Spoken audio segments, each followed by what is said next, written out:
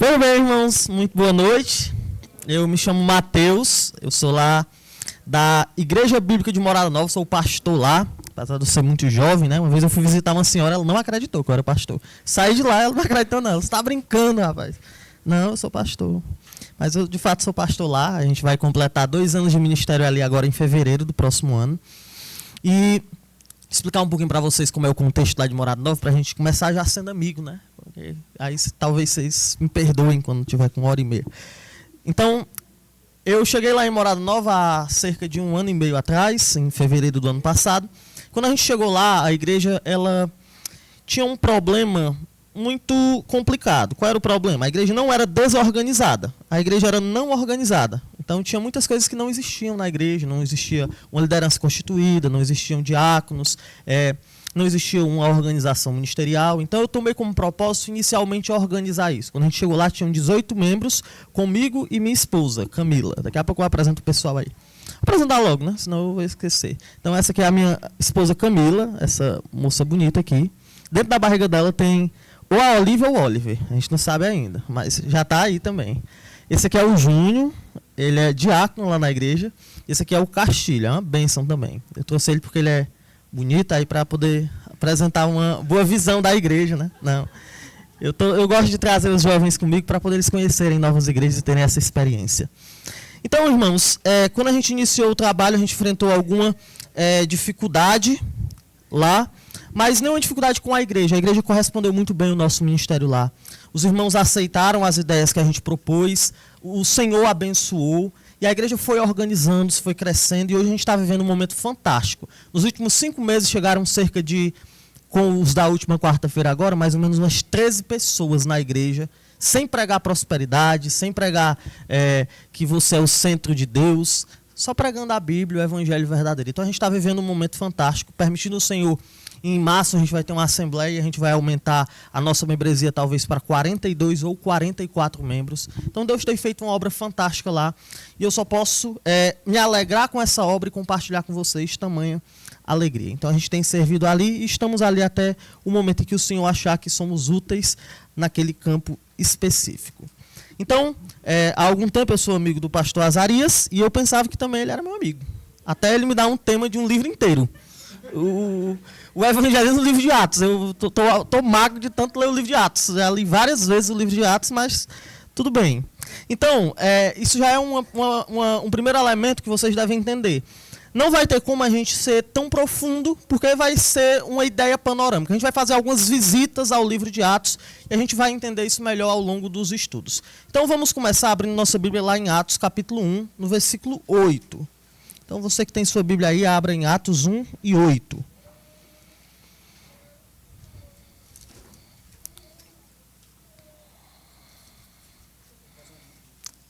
Por enquanto não, se você quiser eu pego ali, obrigado. Atos 1 e 8 vai dizer assim, amém? Todos acharam? Vocês, vou ler na área, melhor, né? Diz assim a palavra do Senhor. Mas recebereis poder ao descer sobre vós o Espírito Santo, e sereis minhas testemunhas tanto em Jerusalém, como em toda a Judéia e Samaria, e até os confins da terra. Esse versículo, irmãos, que registra umas das últimas palavras de Jesus antes da sua ascensão ao céu, além de nos impulsionar a uma identidade de testemunhas, ele também descreve o percurso que o povo de Deus faria no livro de Atos como um todo. Porque esse povo que aqui é registrado nesse livro, ele inicia sua jornada rumo ao cumprimento dessa ordem, de fato em Jerusalém. Então, eles progridem e a gente vê ao longo do livro vários acontecimentos que contribuem com esse progresso, até que o livro termina em Roma, quando eles chegam na capital do mundo antigo, na principal cidade daquela época. E, a partir de Roma, o evangelho alcançaria todos os extremos do mundo conhecido. E, para além desse início de olhar para Jerusalém e olhar para Roma, a gente vai aprender durante essas noites com esse processo de jornada, com esse processo de caminhada. A gente vai meio que contemplar os passos que o povo de Deus deu em direção ao cumprimento dessa ordem que ele recebeu no início. Então, a gente não vai simplesmente observar aqui o que aconteceu em Jerusalém. A gente não vai simplesmente observar como se chegou, em que estado estava Roma, o ministério que foi executado em Roma. Mais do que isso, a gente vai aprender com o processo, com a caminhada, a gente vai aprender com a jornada dos peregrinos de Jerusalém a Roma. Nesse sentido, a gente vai investigar algumas realidades panoramicamente, olhando para o livro todo de Atos, e a primeira dessas realidades é o caráter desse povo peregrino. De modo mais claro, nós investigaremos quais os pilares do intelecto, da razão e das ideias dessas testemunhas que foram arregimentadas pelo próprio Cristo.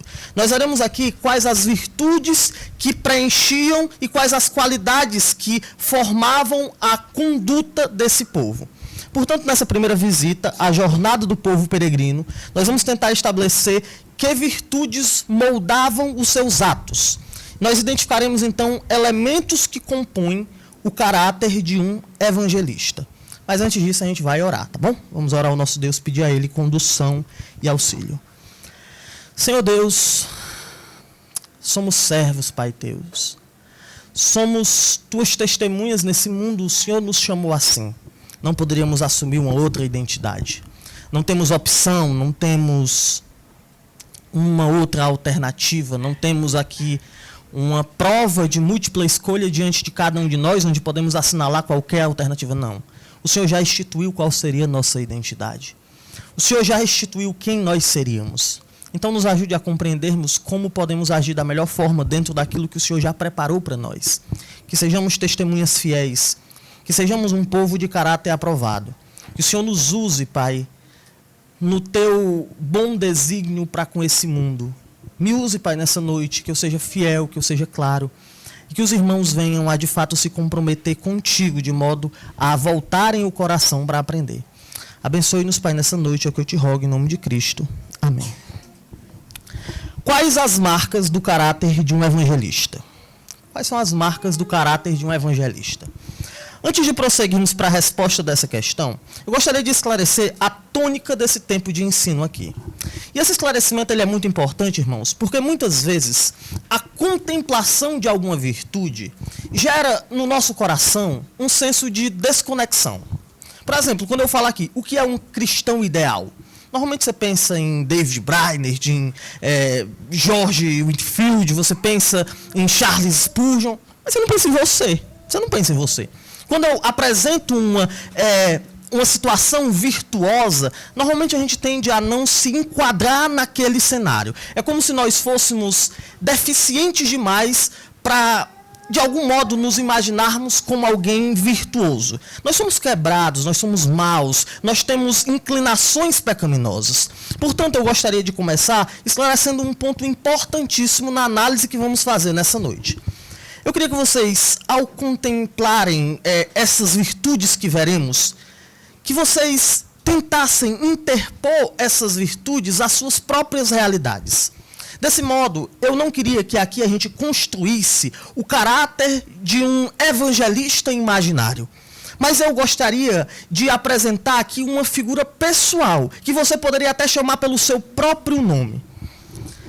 Então, logo de cara, eu gostaria de dizer que o evangelista em questão, que vai ter suas virtudes expostas nessa noite, é você. Talvez não você como tem agido agora, mas você segundo o que deveria estar fazendo. Então não interprete essas palavras como aquela frase inspiradora que se aplica a alguém muito distante de mim. Certamente o missionário pioneiro das igrejas bíblicas no Ceará era assim. Não. Eu não estou falando aqui dessa pessoa. Eu estou falando aqui de cada um de nós. Essas virtudes, elas têm que ser a linha de medição para a nossa vida. E se a gente não encontrar cada uma dessas virtudes que nós vamos apontar aqui no nosso próprio coração, nós estaremos em falta, nós estaremos em falha. Então entenda bem isso. Eu não estou falando de outro, não estou falando de uma figura utópica, estou falando de você. Então, o evangelista em questão, que terá expressas essas virtudes, é você. Então, nesse momento, eu não vou explorar realidades inalcançáveis para a vida. Mas o que eu vou explanar aqui é como a sua vida pode e deve ser. Que virtudes devem estar presentes de fato e de verdade na sua vida. Então, além disso, eu gostaria de propor para vocês um método de acompanhamento desse sermão. Normalmente a gente tem uma figura muito clara na nossa mente que o sermão ele deve ser assim. Ele deve ter um início, um meio e um fim. Então o pastor começa, daqui a pouco ele chega no meio, num ponto às vezes de clímax, num ponto de topo, e aí eu pensei assim, ele está terminando. Aí ele encaminha para o final e termina. Pronto, foi uma boa pregação. E normalmente a gente fica tentando acompanhar essa dinâmica de progressão, de subida e depois de queda. E isso não vai funcionar hoje à noite se você agir assim. Por quê? Porque a minha ideia é propor a cada virtude uma contemplação. Você então não tem que imaginar que você está aqui escrevendo uma redação e se propondo a concluir. Você tem que imaginar que você está parado numa janela, olhando diversos cenários sendo apresentados a você. Em cada um desses cenários você tem coisas a aprender. Em cada um desses cenários você tem virtudes a explorar. Em cada um desses cenários tem toda uma gama de cores, de cheiros, de sabores que você deve experimentar. Então, se você se colocar meramente na observação, ou na perspectiva aqui de um observador passivo que vai esperar tudo acontecer, você vai perder muita coisa. Então, a ideia aqui é muito semelhante ao que vai acontecer amanhã com a vida de algumas pessoas. Amanhã muita gente vai fazer o Enem, uma prova longa, uma prova cansativa, e você vai ter que dar atenção especial a cada questão. Então, talvez no final do sermão você não lembre quais eram as 8 virtudes que eu vou trabalhar aqui. E o meu objetivo não é exatamente esse.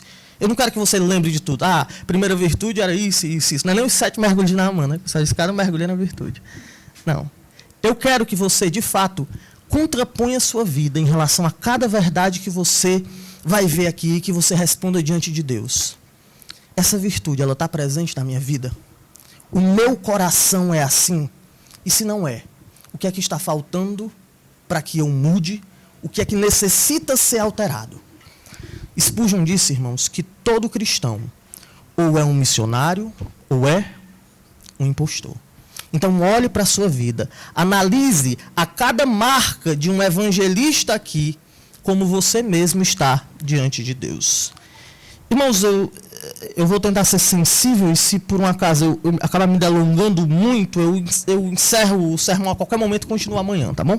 Então se comprometa, eu vou prestar atenção, não vou dormir. Se você já está dormindo, tudo bem, não ouviu nem o que eu falei, né? Mas se você não está dormindo ainda, diga assim, eu não vou dormir, enquanto eu não encontrar aqui a virtude que eu estou em falta. Então, talvez depois da primeira você já se sinta livre, né? Mas não faça isso, não. Então, vamos lá.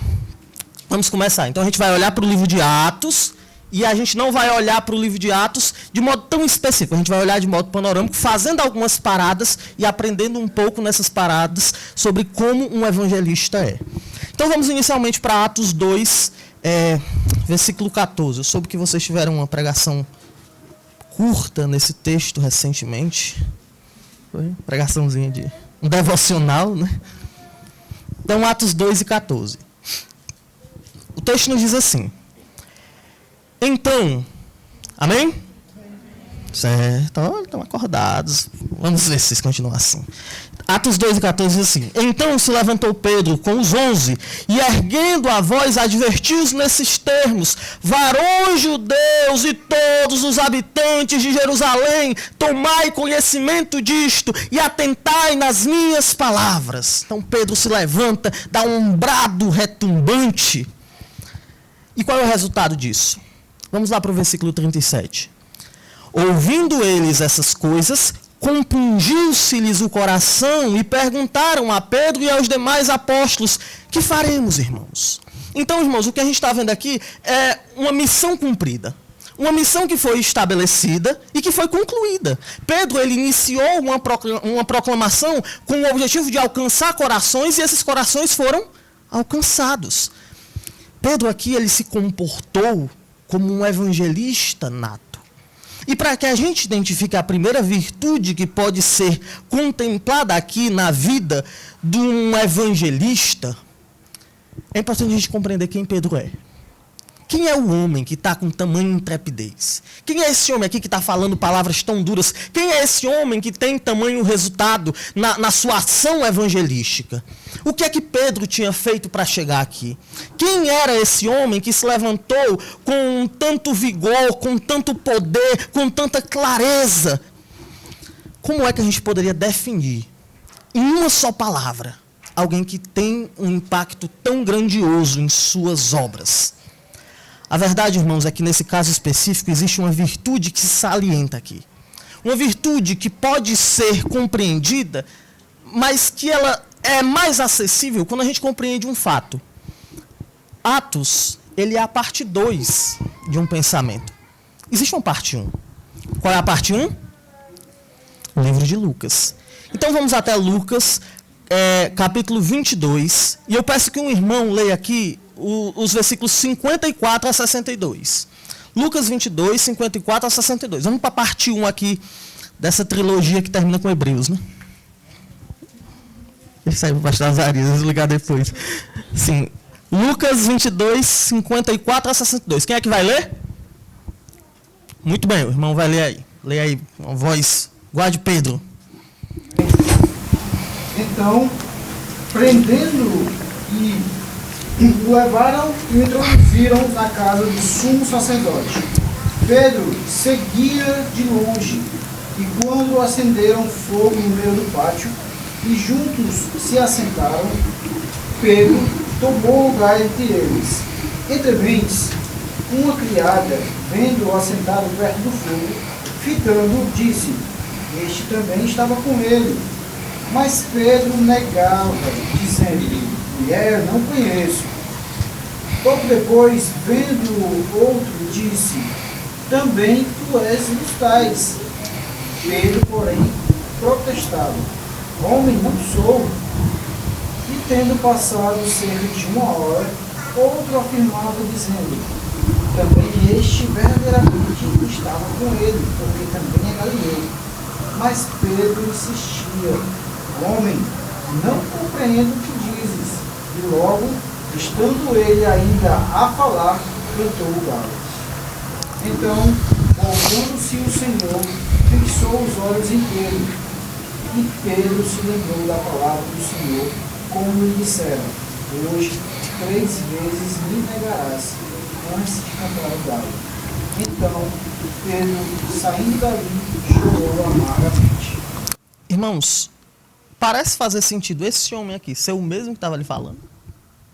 Não parece fazer sentido não, que é isso? O cara estava aqui dizendo que não conhece Jesus ao ponto de chamar palavrões. A Bíblia diz que ele praguejava e depois ele estava pregando. E a gente sabe que o intervalo entre esse evento aqui e o momento da pregação de Pedro não foi um intervalo grande. Não é como se tivesse caducado, não é como se tivesse prescrito o erro, não. Passaram-se poucos dias. O que foi, então, o fator determinante que tornou esse indivíduo aqui, que chora amargamente por ter negado o Senhor, num pregador que, como efeito do seu momento ali de ministração, 3.000 pessoas se convertem? A resposta para isso está lá em João 21 e 17. Vamos lá para João 21 e 17.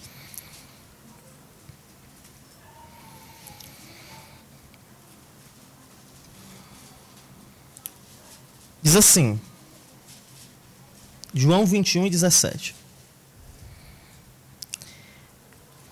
Pela terceira vez, Jesus lhe perguntou: Simão, filho de João, tu me amas? Pedro, entristecendo-se por ele lhe ter dito pela terceira vez: tu me amas, respondeu: Senhor, tu sabes todas as coisas, tu sabes que eu te amo. Jesus lhe disse: apacenta minhas ovelhas. Esse evento aqui foi o que transformou Pedro do chorão, negador, covarde, no homem virtuoso que apresenta a verdade do Evangelho. Então, irmãos, em primeiro lugar, é importante que a gente destaque esse fato aqui sobre o evangelista. O evangelista, antes de tudo, não é um grande comunicador. O evangelista, antes de tudo, não é alguém muito sensível à realidade do outro, ele não é alguém relacional em primeira instância, não. O evangelista, irmãos, antes de tudo, é alguém regenerado. Se você é regenerado, você já está apto para entrar nesse caminho. Na verdade, se você é regenerado, você já foi colocado nesse caminho. Não há alternativa, não há meio de escapar, não há uma medida de utilização para que você possa fugir desse status. Não. Se você foi regenerado, você deve ser um evangelista.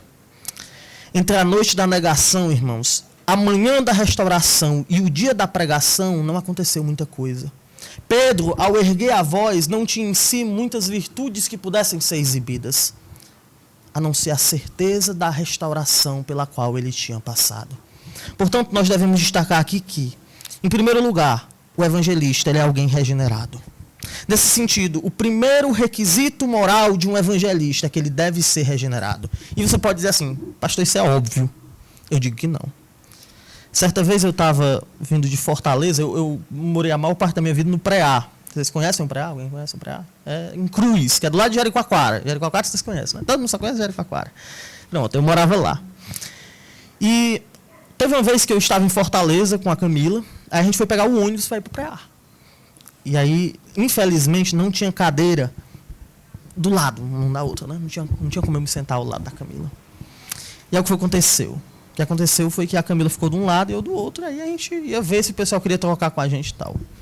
Aí eu sentei do lado, perto de um cara assim, meio estranho, e a Camila ficou sozinha. Eu vou já para perto dela. Não, mas vou esperar um pouco, pode chegar alguém.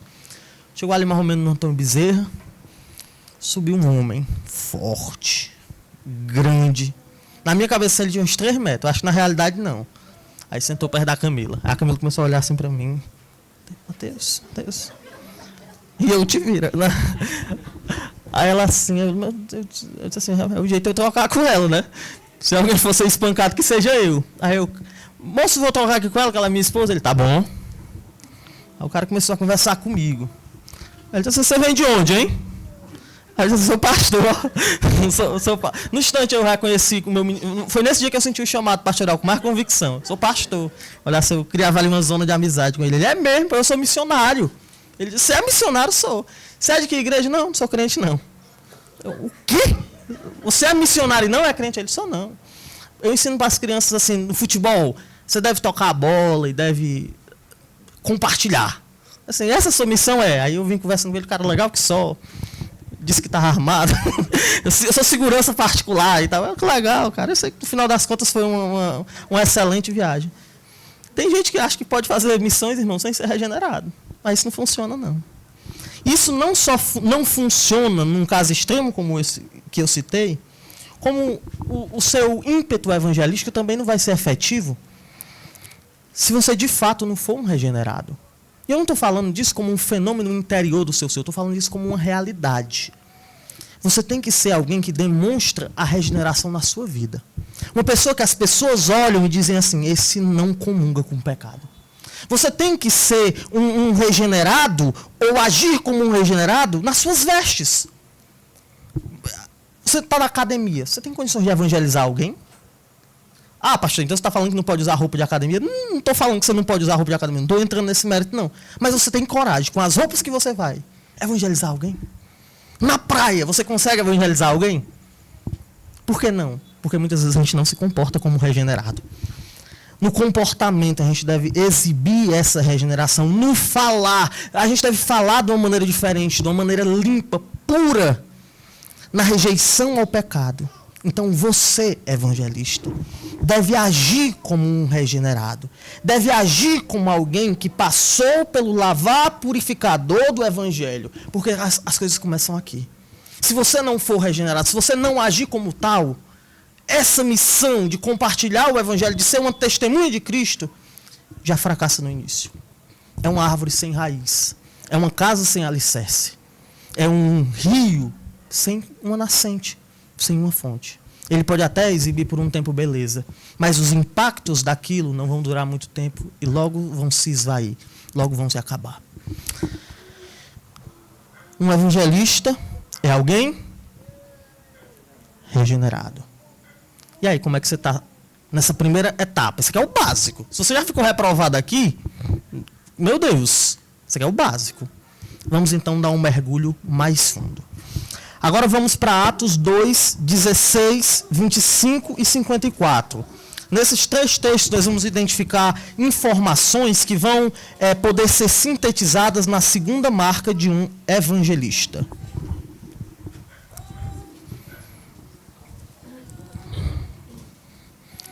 Então, Atos 2, 16. O que é que diz lá? O irmão lê aí bem alto.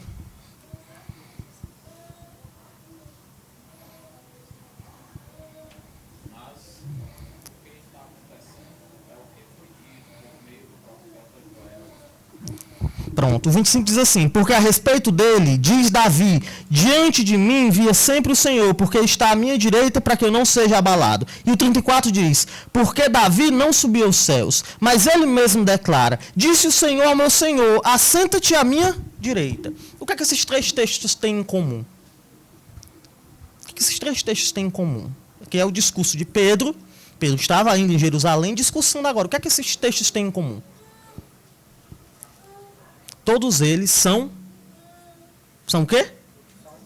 Citações bíblicas.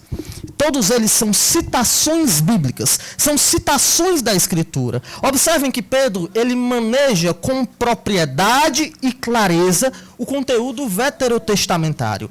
Portanto, Pedro aqui demonstra uma marca evidente na vida do evangelista que você deve ser. O evangelista, irmãos, ele é um homem bíblico. Ele é um homem bíblico.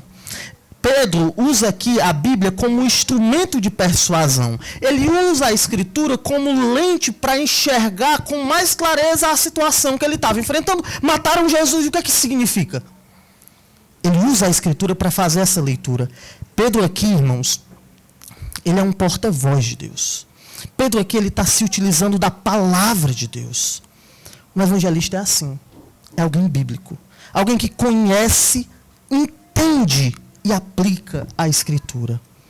Um evangelista, ele não se baseia em dogmas.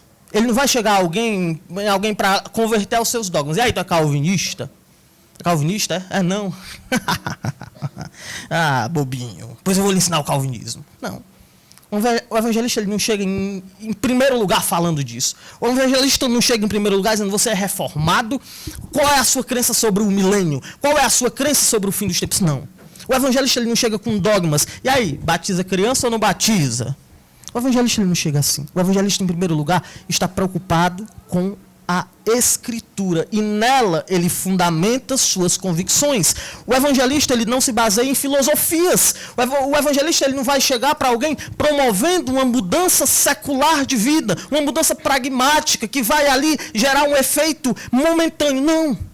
O evangelista, ele não se baseia num método inovador. Gente, eu vou ensinar para vocês como ganhar 50 pessoas em 50 dias. Não. Isso não é o que move o evangelista. O evangelista, ele não se baseia em conclusões particulares. O meu pastor é Cristo, então eu vou ensinar o que eu aprendi de Cristo. Aí começa a dizer tudo que não presta no mundo para as pessoas. O evangelista se baseia na Bíblia. Compreenda bem, irmãos. Ser evangelista é ser um homem bíblico. E essa não é apenas uma realidade possível, mas é um dos requisitos necessários naqueles que seguem a Cristo. Ainda nesse tópico, apontando o evangelista como um homem bíblico, devemos, além de afirmar que ele é alguém pautado nas Escrituras, considerar algo que diz mais à frente no livro de Atos. Então vamos para Atos 18 e 28. Atos 18 e 28. O irmão poderia ler, por gentileza? Porque com grande poder convencia publicamente os judeus, provando por meio das Escrituras que Jesus é o Cristo. Pronto. Provando por meio das Escrituras que Jesus é o Cristo. A Escritura não só influencia a vida de um evangelista, mas ela é sua ferramenta. Ela é o meio que ele usa para viver nesse mundo. O que é que aconteceria se amanhã de manhã os testemunhos de Jeová batessem na sua porta? Lá. Você conhece Jeová? O que aconteceria? Ficaria com medo? Sai daqui agora! Tenho medo de você. Jesus é Deus, sim. Sai da minha frente. O que é que você faria? Irmãos, muitas vezes a gente está despreparado. Muitas vezes os outros evangelhos, eles agem de maneira concorrente e a gente fica passivamente assistindo aqui. Rapaz, ó. Que absurdo que ele está dizendo aí. Pois digo o contrário, não consigo. Eu pedi ajuda do pastor. O evangelista, irmãos, ele é alguém que, como Pedro mesmo vai dizer adiante, ele está pronto para em todo momento dar razão da esperança que possui. Então o evangelista, ele é, além de alguém regenerado, um homem bíblico. Quantos versículos você sabe decorado? Quantos versículos você poderia utilizar para persuadir alguém que ele está no caminho do erro e encontrar, depois daquele caminho de erro, uma alternativa de justiça para a vida dele? Irmãos, observem como nós temos falhado em muita medida no que é básico. A gente não está aprofundando ainda.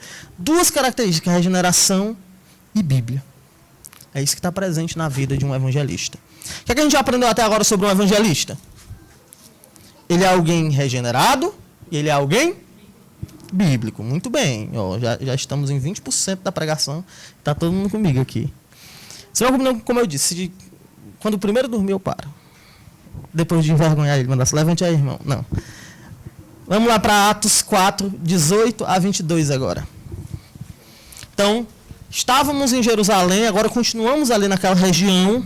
Vamos agora andar um pouco mais rumo a Roma. Atos 4, 18 a 22. O texto diz: chamando-os, ordenaram-lhes que absolutamente não falassem nem ensinassem o nome de Jesus. Mas Pedro e João lhes responderam: julgai se isso é justo diante de Deus, ouvir-vos antes a vós outros do que a Deus, pois nós não podemos deixar de falar as coisas que vimos e ouvimos.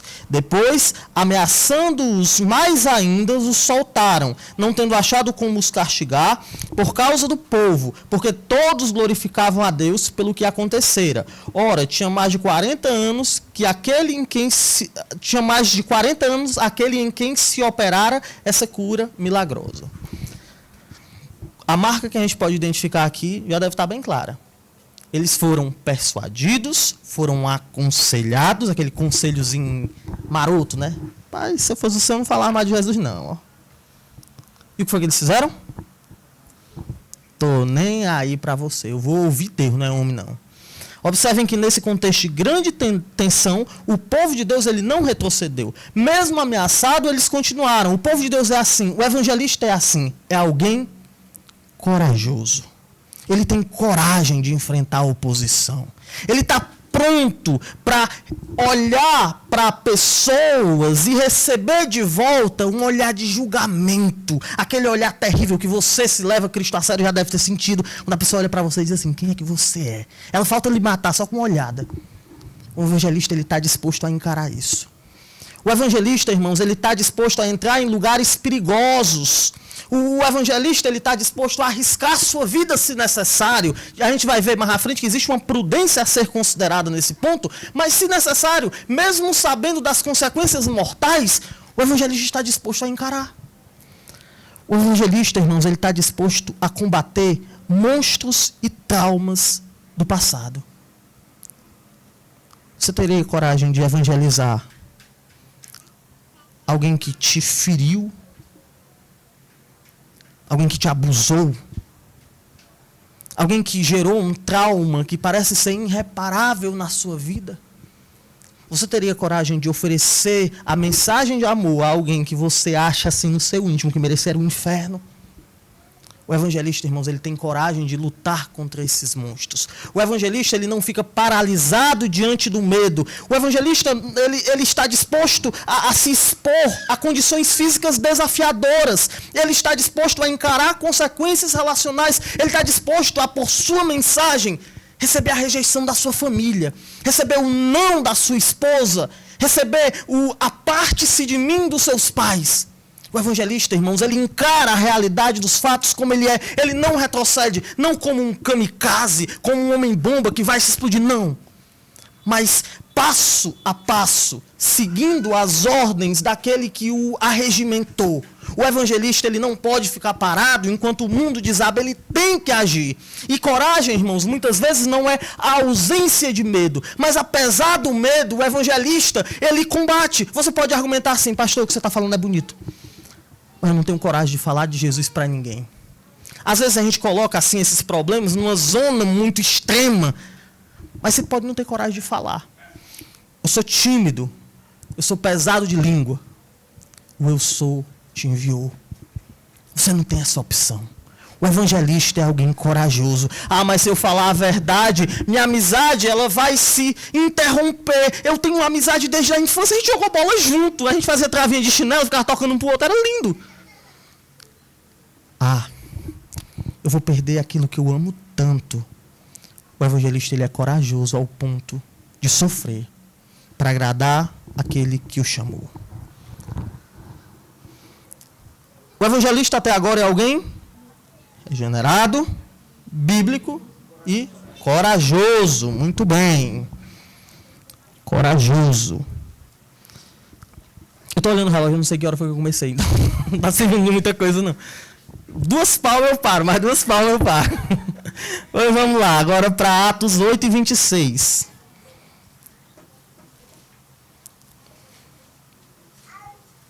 Atos 8 e 26.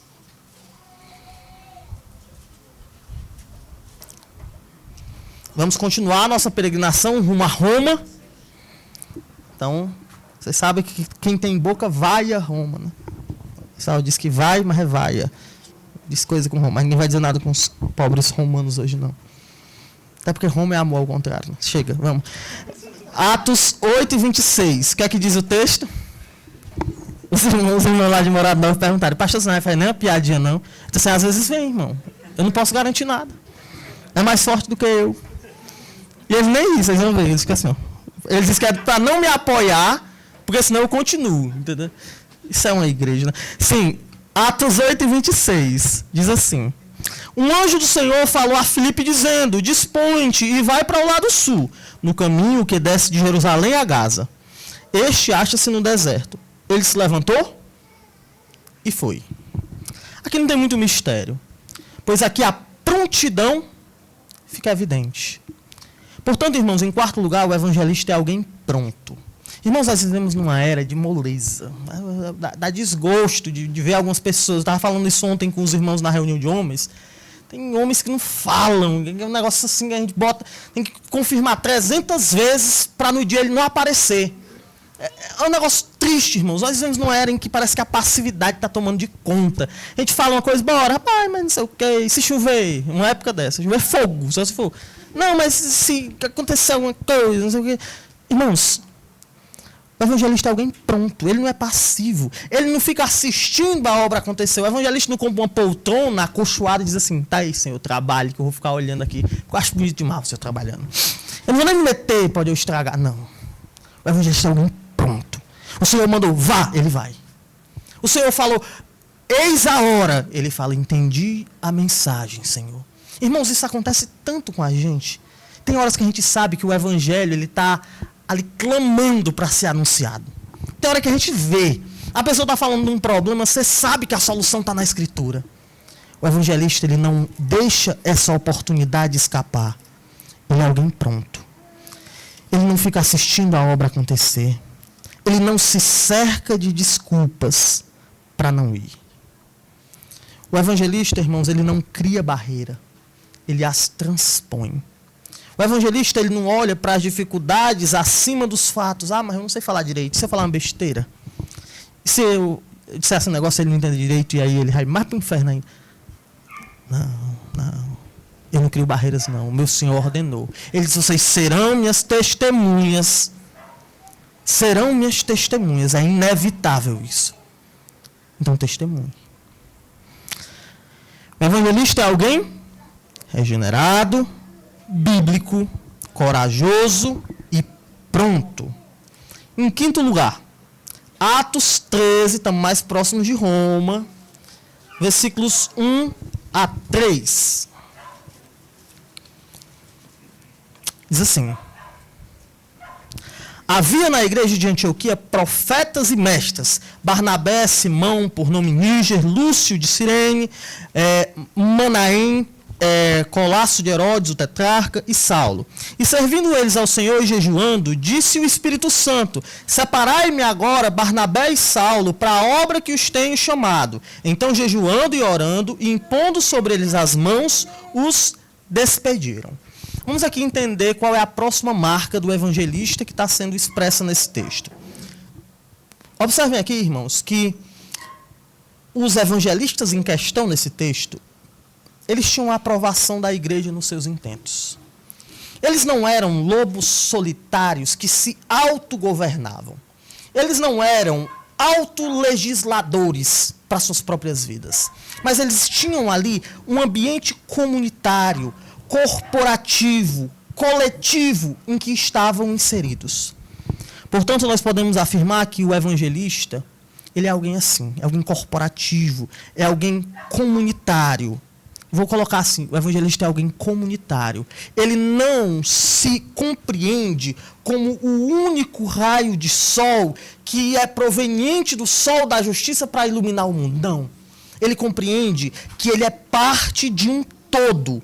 Ele é parte de um povo que trabalha para a expansão do corpo de Cristo no mundo. O evangelista na Bíblia, irmãos, ele utiliza o seu dom para edificação do corpo. E por que eu estou destacando isso aqui de modo tão veemente? Porque existem muitos evangelistas que se acham no direito de, apartando-se de suas congregações, fazerem o que dizem eles ser a vontade de Deus no mundo. Eles então não se submetem a pastores, eles então não se submetem a lideranças, eles não prestam contas das suas atitudes a ninguém, mas eles saem pelo mundo proclamando o evangelho defeituoso de um Deus que não veio salvar um povo. Muitas pessoas, irmãos, que se auto-intitulam evangelistas, acreditam que têm uma parte de Deus e que têm, da parte de Deus melhor, uma credencial para viverem uma vida de solidão. Isso não é verdade, irmãos. O ecossistema em que os nossos dons se desenvolvem na Bíblia é o corpo. Imagina aí uma mão chegar para você para falar de Jesus. Só a mão. Você corre. Não quer isso, é família Adams, não quero saber de você não, saia da minha frente. É necessário que haja uma ligação com o corpo, para que a mensagem seja devidamente explicada. Então, irmãos, o evangelista, ele é alguém que faz parte de um corpo. Ele é alguém que tem uma mentalidade plural. Vocês têm que entender que isso aqui não é um clube. Isso aqui não é um grupinho que vocês vêm aqui, olha, vamos todo mundo se reunir domingo. Não. Isso aqui é importante. Existem esferas da vida cristã que só podem ser exercidas aqui. Existem realidades dentro daquilo que Deus nos ordena que é impossível você fazer sozinho. Portanto, o evangelista, ele não pode olhar para a vida e dizer: Deus me deu uma missão, é eu e Deus, e eu vou desbravar para o Senhor. Não. O evangelista, ele não pensa assim. O evangelista, ele olha para o corpo e diz: somos nós. É esse o corpo de Cristo, é essa a noiva do Senhor, é esse o povo que ele veio resgatar, porque ele veio aqui salvar um povo, e eu só sou uma parte desse povo. Eu estou executando uma função, mas outros estão executando outras tão importantes quanto. E aí, dá para continuar? A gente paralisa e vai amanhã. Estão aguentando? Tá tranquilo? Porque se não tiver proveitoso, a gente para. Minha blusa abriu? Tem como cortar essa parte também? Ainda bem que eu não atingi nenhum irmão, né? Se fosse o pastor Azarias, não digo a mesma coisa, né? Sim. Esta é um bom primeiro vídeo, né? Vai estrear o canal do YouTube da igreja. Os irmãos da igreja, irmãos, eles estão numa campanha para me levar para a academia. Jejum, oração, persuasão, direto me perturbando. Eu acho que agora eu vou ter que aceitar. Acho que o Senhor mandou um sinal. Ok. Então vamos continuar. Onde é que eu estava? Mas onde é que eu estou? Então vamos lá para a sexta marca, né? Vamos contemplar o que já aprendemos até agora. Vimos que o evangelista é alguém regenerado, bíblico, corajoso, pronto, e eu defino aqui como comunitário nesse próximo ponto aqui. Não é que ele é um líder comunitário, mas ele é alguém que entende a necessidade do corpo de Cristo. Vamos agora para Atos 13, 44 a 46 e vejamos ali uma sexta marca. Atos 13, 44 a 46.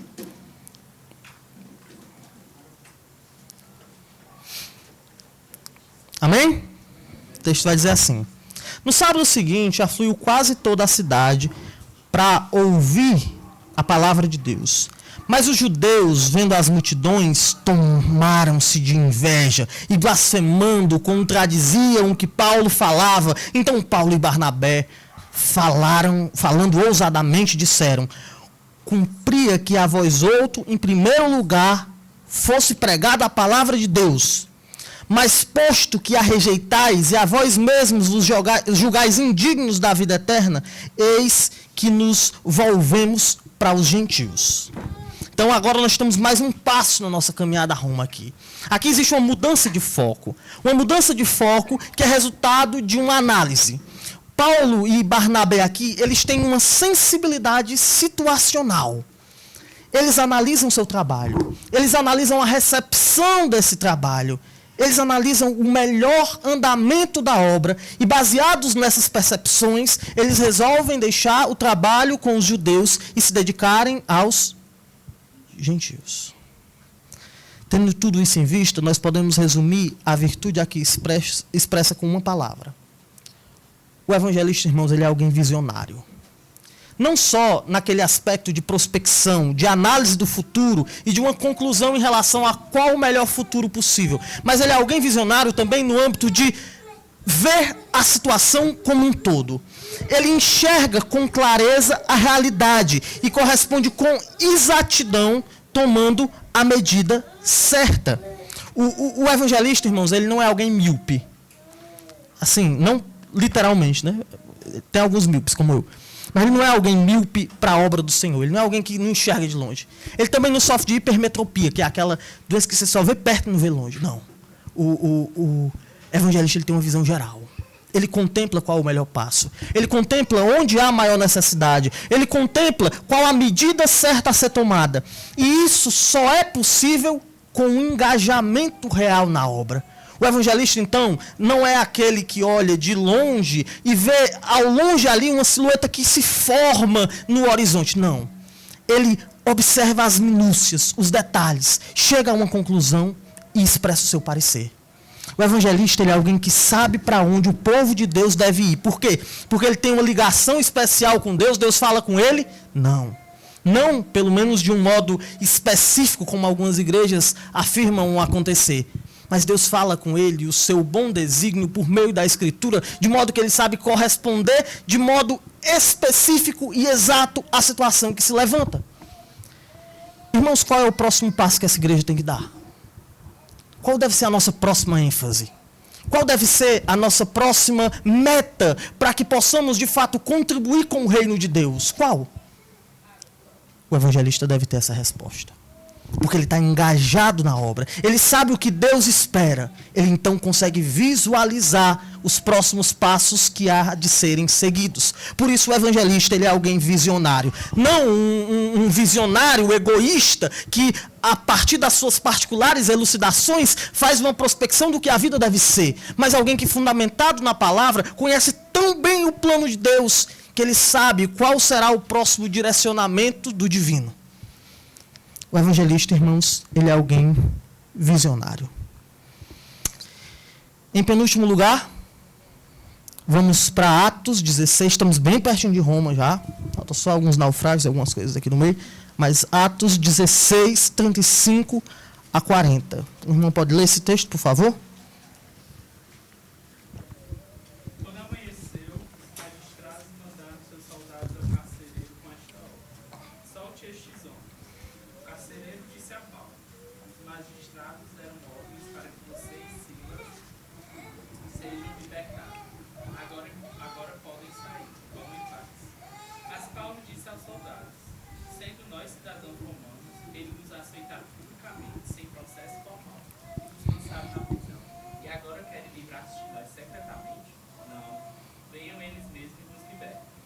Soldados relataram isso aos magistrados, os quais, ouvindo que Paulo e Silas eram romanos, ficaram atemorizados.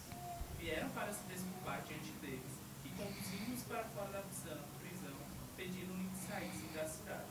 Depois de saírem da prisão, Paulo e Silas foram à casa de Lídia, onde se encontraram com os irmãos e os encorajaram. E então partiram. Pronto. De modo simples, a gente observa aqui que Paulo ele era um homem de Deus. Mas Paulo não era besta. Paulo não era tolo. Paulo não era alguém masoquista, que ama a dor, podendo evitar.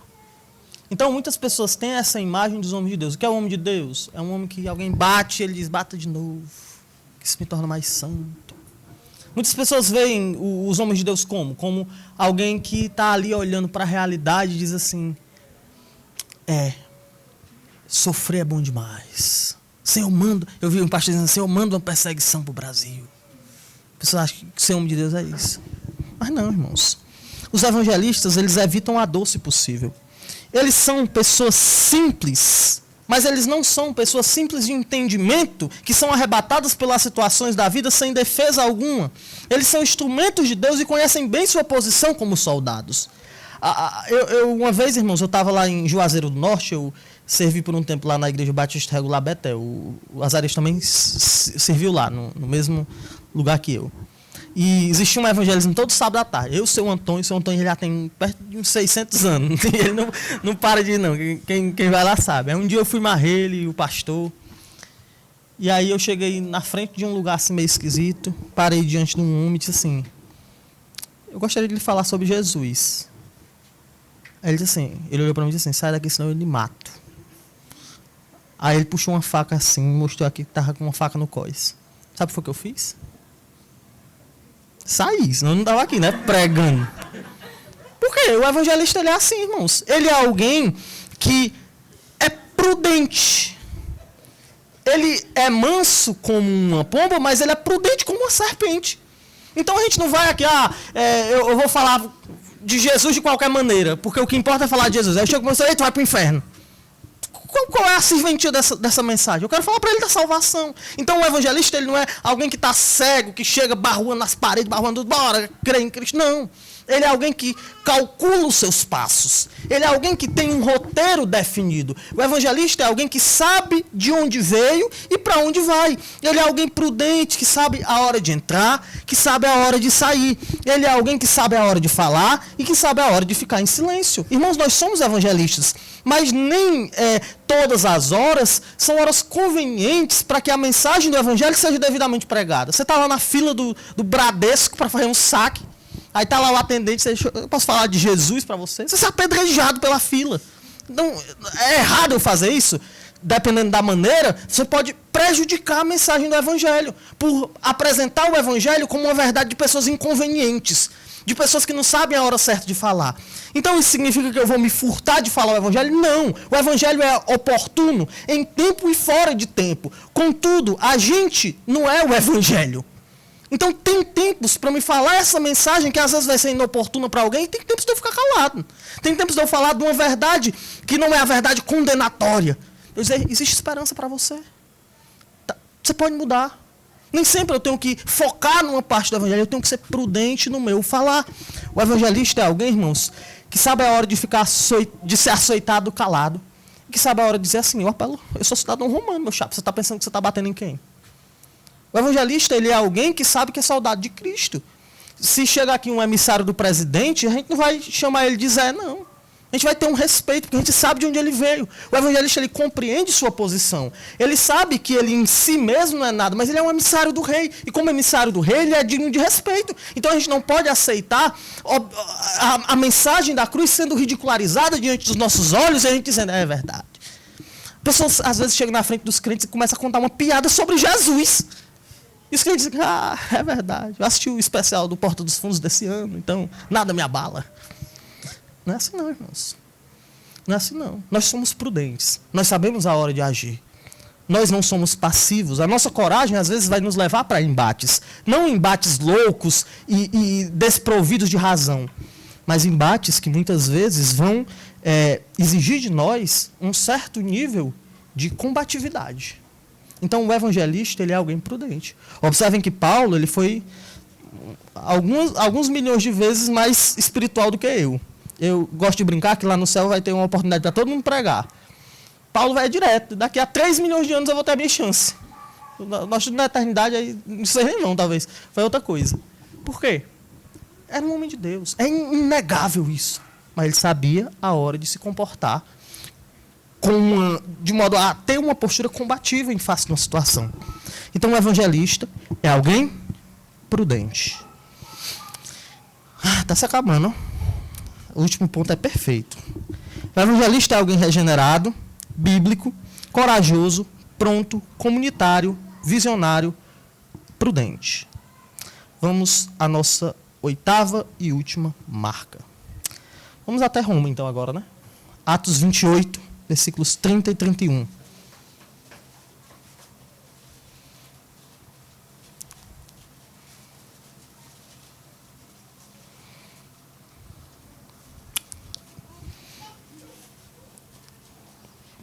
texto diz assim: por 2 anos permaneceu Paulo na sua própria casa, que alugara, onde recebia todos os que o procuravam, pregando o reino de Deus e com toda a intrepidez, sem impedimento algum.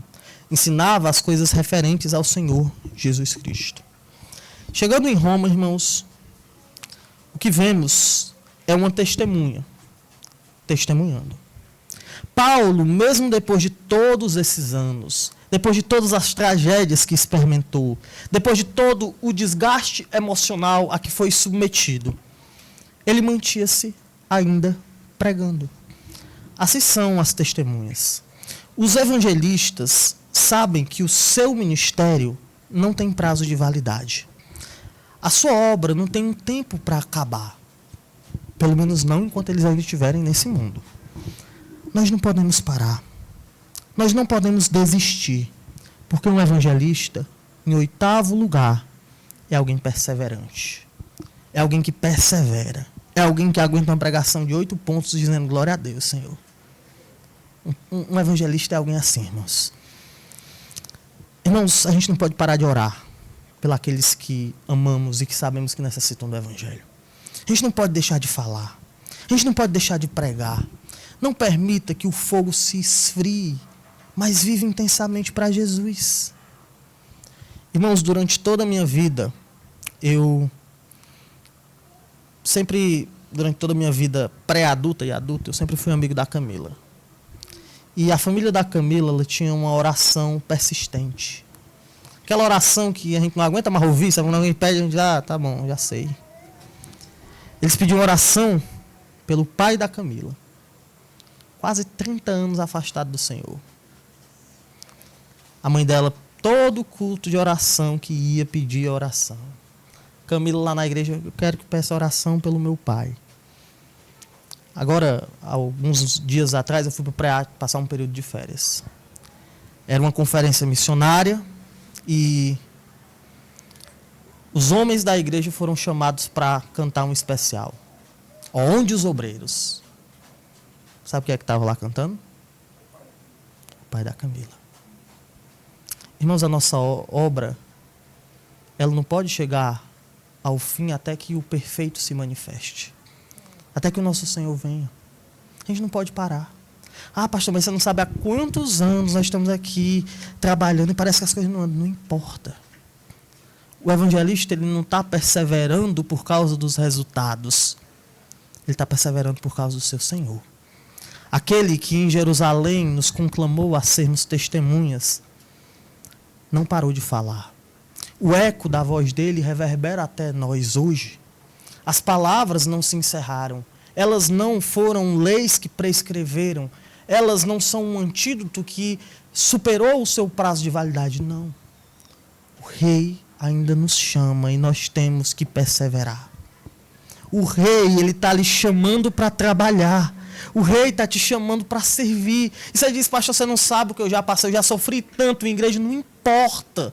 O rei está te chamando para testemunhar. Porque um evangelista é alguém que persevera. Mesmo diante de naufrágios na sua vida, ele persevera. Mesmo diante de tempestades cruéis, ele persevera. As cobras o mordem, mas ele persevera. As cadeias o prendem, mas ele persevera. Os amigos se vão e ele talvez acaba numa cela imunda e fria como Paulo. Mas ele persevera. E sabe por que ele persevera? Porque o Deus dele jamais desistiu. Quando ele suou sangue, ele não desistiu. Quando os pregos entraram nas suas mãos e nos seus pés, ele não desistiu. Quando ele foi açoitado, ele não desistiu. Ele não jogou o madeiro no chão dizendo isso não vale a pena. Ele poderia ter convocado legiões angelicais. Mas ele consumou a sua obra.